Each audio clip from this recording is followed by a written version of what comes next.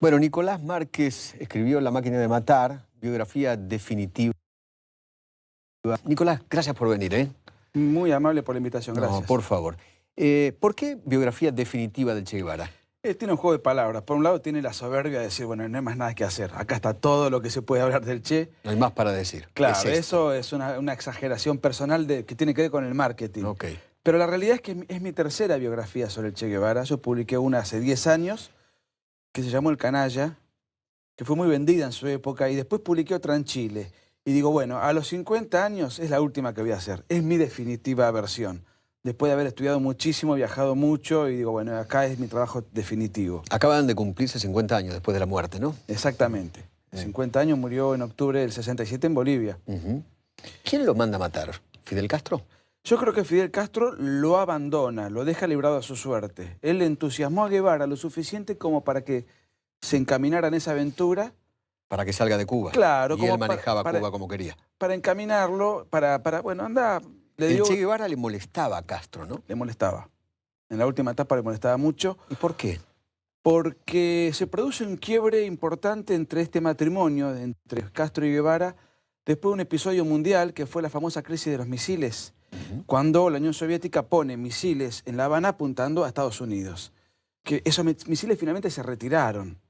Y el Che Guevara, que era un exaltado, un desaforado, vio eso como una defección, como una traición por parte de Rusia y del propio Fidel.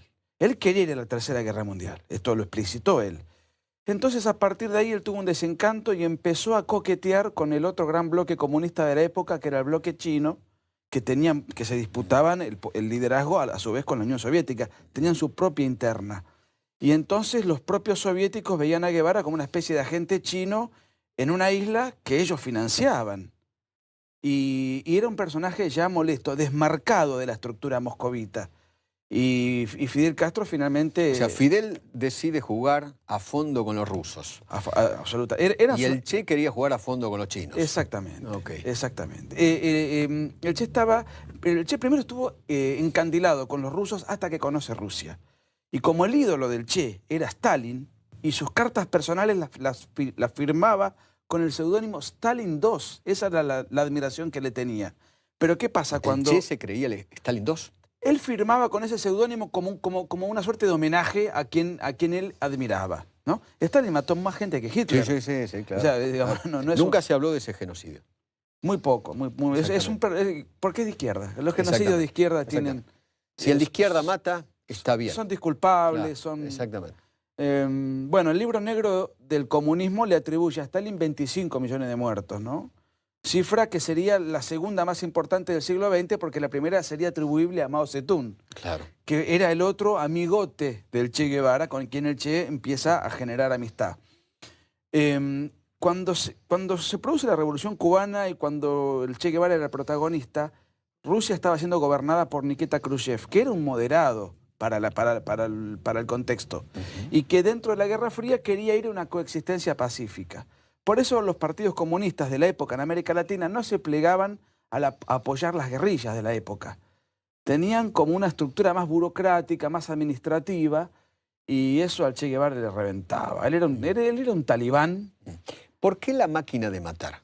¿Era una máquina de matar él?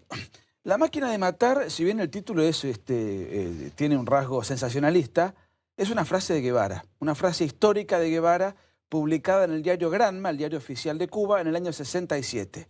Es un comunicado de 2 o 3 páginas donde él es un comunicado a los pueblos del mundo, y en un fragmento él dice: tenemos que convertirnos en una fría y selectiva máquina de matar, nuestros soldados tienen que ser así. Y en ese mismo comunicado hay otra frase famosa de él, cuando él habla del odio intransigente al enemigo, nos debe convertir en una fría y selectiva máquina de matar. O sea que él veía el concepto de la máquina de matar como un ideal a alcanzar. Pero él era un guerrillero asesino, ¿no? Él mismo fusilaba, él mismo mataba. Sí, señor.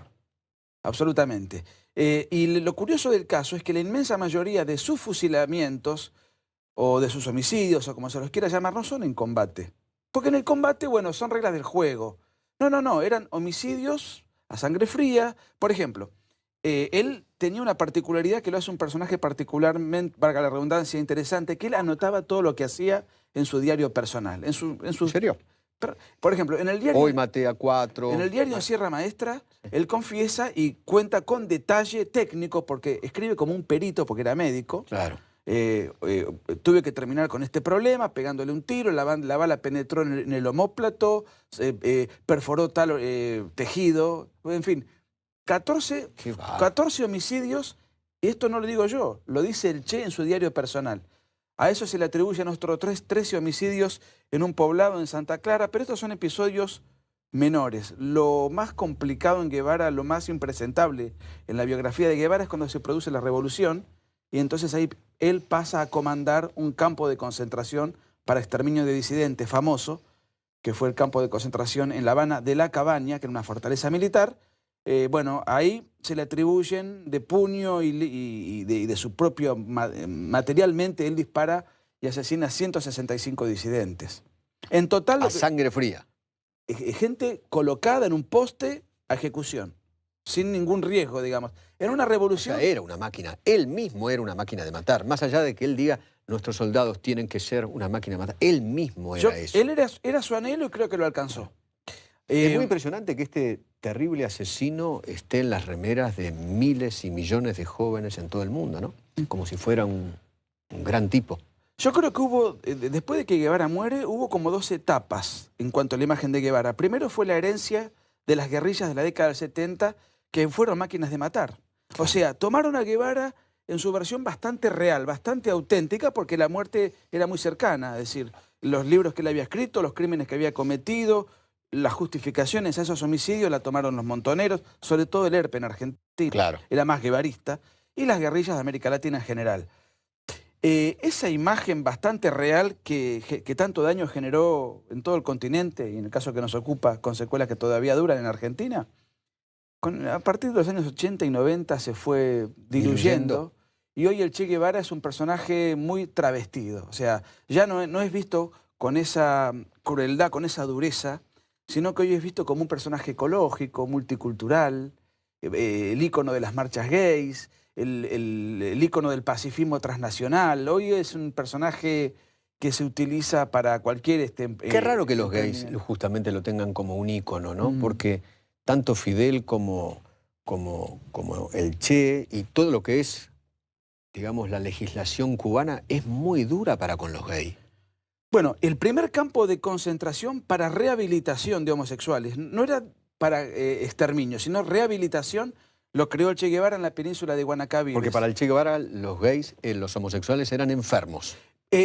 La consigna era, la revolución no necesita peluqueros y el trabajo os hará hombres. Eran sometidos a 12 a 18 horas de trabajo forzado de lunes a sábado. Los domingos tenían el descanso. Y porque ellos creían en una superstición muy propia de los totalitarismos, que es, en este caso, era el hombre nuevo socialista.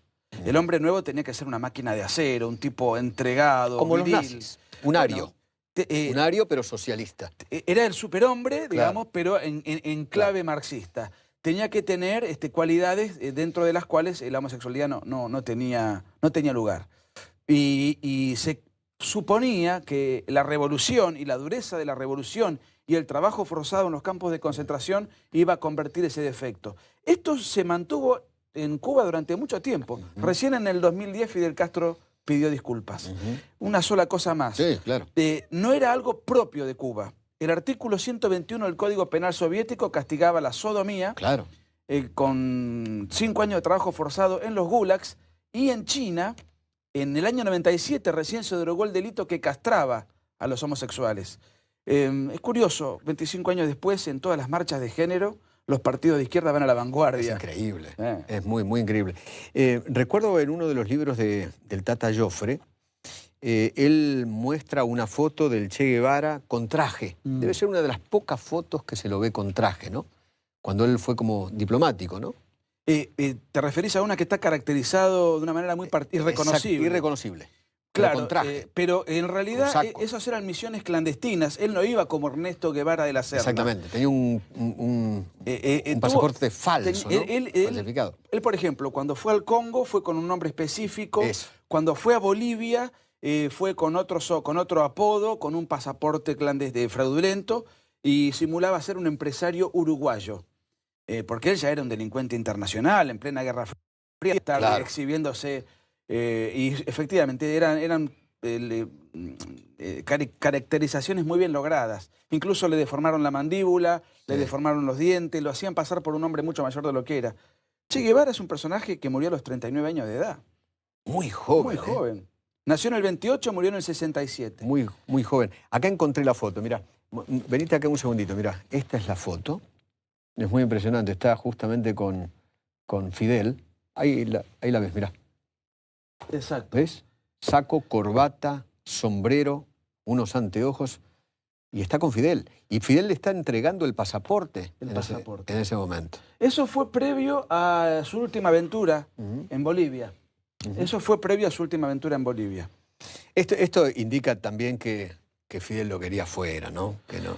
Bueno, yo me entrevisté para hacer el libro incluso con militares bolivianos que participaron del operativo de captura y me confirmaban, por ejemplo, que todos los contactos locales que tenía el Che fueron quitados. El propio Castro se encargó de llamarlos y llevarlos para Cuba. Le dieron comunicaciones rotas, ¿no? Le dieron la logística, le dijeron que el Partido Comunista lo iba a apoyar y el Partido Comunista Boliviano en ningún momento se había comprometido a apoyarlo. Es decir, Fidel Castro lo engañó. Inclusive hay una cosa muy interesante. Cuando Guevara es capturado y durante 2 días estuvo en el sur de Bolivia hasta que finalmente lo ejecutan por orden del gobierno boliviano. ¿Ahí estuvo metido la CIA también o no? Claro, la CIA estuvo metido. Y lo que quería la CIA era que viva Guevara. Porque lo querían llevar, creo que a Panamá, y ellos tenían todas las pruebas y las evidencias rotundas de que Guevara había sido abandonado y que Fidel Castro lo había traicionado. Claro. Entonces, Guevara conocía tanto el poder cubano y tantos aspectos jugosos también del poder soviético, que suponían, si logramos persuadirlo de esto, a lo mejor por despecho o para negociar... Juega para nosotros. Y nos pasa un montón de información. Los norteamericanos dijeron, bajo a Esa fue la pretensión. O sea, curiosamente Estados Unidos quería salvarle el pellejo.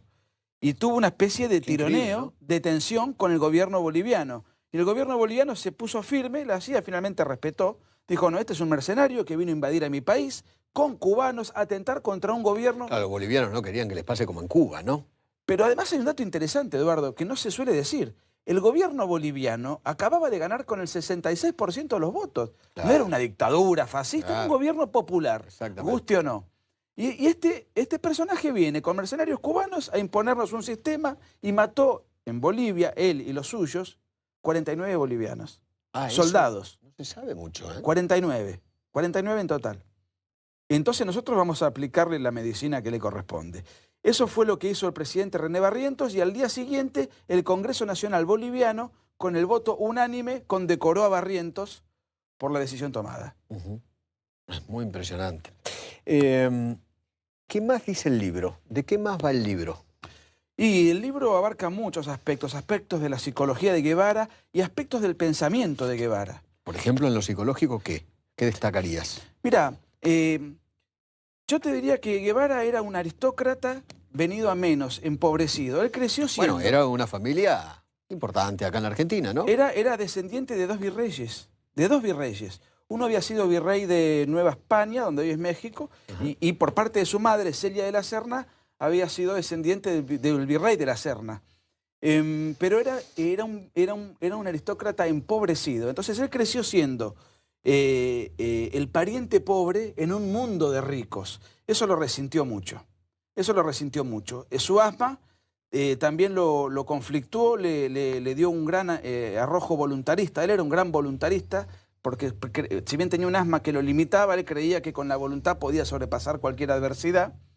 Y el otro aspecto curioso es que era un personaje que tenía una imagen paterna muy desdibujada y él había crecido con un profundo odio a la religión católica porque su madre, que era católica, se había quedado embarazada de manera prematura. Estamos hablando de 1927, ¿no? Hace 90 años. Otras cabezas. En esa época, en una familia conservadora, él siendo en una Argentina conservadora, fue un episodio vergonzoso. Su madre se resiente contra su ambiente y le infunde a Ernestito y a todos sus hermanos ese odio. ¿Cuántos hermanos tenía? Él tenía 4 hermanos más. 4. Él era el mayor. Después se casó 2 veces con una peruana y luego que tuvo una hija y después se casó en Cuba. O sea, en el camino hacia Cuba, cuando agarró la moto esa famosa. Él se casa con una peruana en su último viaje por América Latina. Esta peruana era una activista comunista que lo conecta con Fidel y con Raúl. Y él se va a hacer la guerrilla, y ahí en la guerrilla conoce a otra mujer, deja a la peruana y se casa con una cubana, Leida Marx, con la cual tuvo 4 hijos más. Después tuvo algunos hijos no reconocidos también, porque de vez en cuando también tenía En Cuba. sus aventuras colaterales. Lo mismo que Fidel. Pero Fidel tenía un harem. El Che Guevara, digamos que era más discreto. Era un tipo bastante austero. En ese sentido le reconozco una cierta autenticidad. Yo acá recojo las opiniones del Che sobre la homosexualidad, sobre los judíos, sobre los negros, sobre los aborígenes. Odiaban a todos, ¿no? Es desopilante. Pero de un odio De un brutal. odio y de una burla, porque tenía una ironía, escribía bien. Él de chico, como tenía asma, Era universitario, además, un tipo preparado.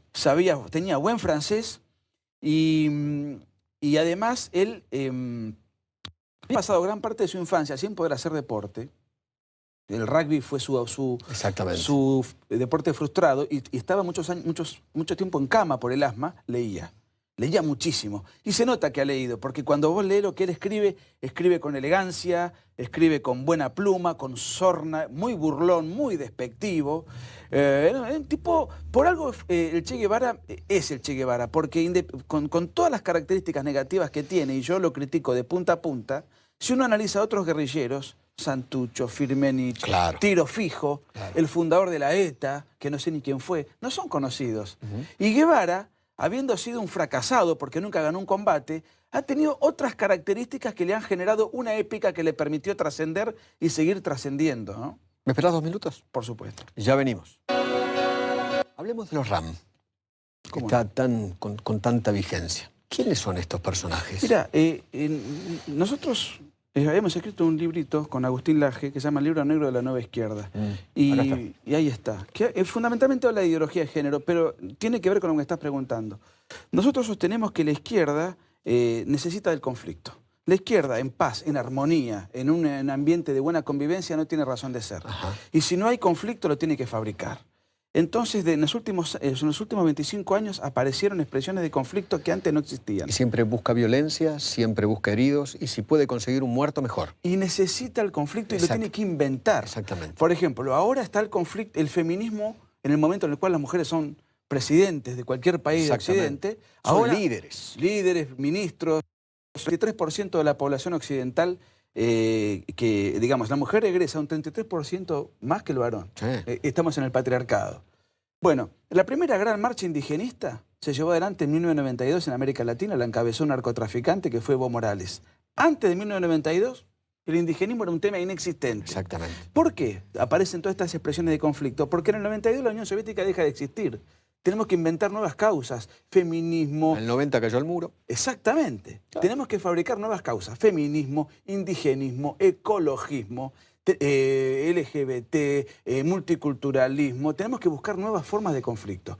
Los RAM son una nueva forma de conflicto que explota porque la izquierda necesita, si no hay conflicto hay que inventarlo. Y ahora tenemos a Jones, que es casi tan rubio como yo, que es el nuevo líder mapuche. Jones Walla. Walla, ¿no? Con que su página de internet está en Estados Unidos. Y otra vez aparece otro tema que es interesante para estudiarlo, que es la reescritura de la historia. Así como han reescrito la historia de una manera falsaria respecto a lo que pasó en los 70 con la guerrilla, ahora están reescribiendo la historia relativa De los pueblos originarios. a los pueblos originarios, que antes de los mapuches estaban los tehuelches, y antes de los tehuelches, en clave darwiniana, habría monos, qué sé yo. O sea, esto es parte del conflicto. Detrás de esto está la izquierda. Yo escucha a los dirigentes RAM hablar, tienen un discurso absolutamente articulado como un militante trotskista promedio. Sí. Jones Wallace, o Jones Wallace, Sí. cuando habló con La Nata y otros periodistas, habló de esa manera. Tienen un discurso absolutamente consustanciado Exactamente. con esa línea, con la particularidad de que el trotskismo y ese tipo de expresiones no dejan de ser ideas foráneas, europeas. Hasta del mismo guevarismo. Exactamente, exactamente. Y que el Che Guevara despreciaba a los indígenas. El otro día yo estuve en Bolivia cuando se produjo el cincuentenario. El Che Guevara en su diario en Bolivia dice que los bolivianos son como animalitos. No lo digo yo, está en el diario del ¿En Che serio? en Bolivia. Qué bárbaro. Son como animalitos. Lo saben acá los militantes indigenistas que andan con el tema de... O sea, para el Che Guevara, los mapuches hoy serían animalitos. Él habló de la grey hedionda y piojosa de la indiada argentina. Habló de la indiada analfabeta de México. En Venezuela, en su diario de motocicleta, tan simpáticamente exhibido en las Claro. películas, si uno lee el diario, porque el problema de los guevaristas es que no leen el diario, los diarios y los diferentes escritos, él dice de los negros que son negros por el poco apego que le tienen a la higiene personal. Sucios, los trata de sucios. Los trata de negros sucios y dice claro. textualmente, a diferencia de la tradición europea, que es próspera y progresa, el negro vive borracho, se gasta sus pesitos en burdeles y en O emborracharse. sea, para el Che, el negro era sucio y vago. Él hablaba como un hispanista recalcitrante, Claro. digamos, Qué bárbaro. de esa época. Entonces, bueno, acá yo creo que el combate que tenemos es por la cultura. El combate ya no es con balas, es con la cultura. Y dentro de la cultura está la reescritura de la historia, sea en clave de guerrilla o sea en clave del indigenismo, que es una de las nuevas plataformas. Ahora, Nicolás, que usa la para vos izquierda. los Rams son un grupo terrorista, guerrillero. Yo diría que son un grupo insurgente. Los grupos insurgentes son una etapa previa a la guerrilla. Es una etapa de formación de guerrilla o de terrorismo potencial. Insurgente. Insurgente. Por ejemplo, a ver, los piqueteros, los más violentos, eran un grupo insurgente. No llegaban a meter una bomba, a matar 10 personas como Pero por estos sí, estos usan armas, arman bombas molotov y las tiran, Exacto. incendian, Están, roban ganado, qué sé yo, cometen infinidad de delitos. Por supuesto, no, son un grupo delincuencial. Y crean el terror. Son un grupo delincuencial, pero yo creo que están en una etapa de evolución hacia lo que es una guerrilla, tradicionalmente tal como la conocemos, o un grupo terrorista. Robar ganado, tirar bombas sin que todavía haya... O sea, todavía pasado... no son clandestinos. Sí, sí. La insurgencia es una forma de clandestinidad, pero la guerrilla y el terrorismo son formas de una agresión y de una violencia mayor.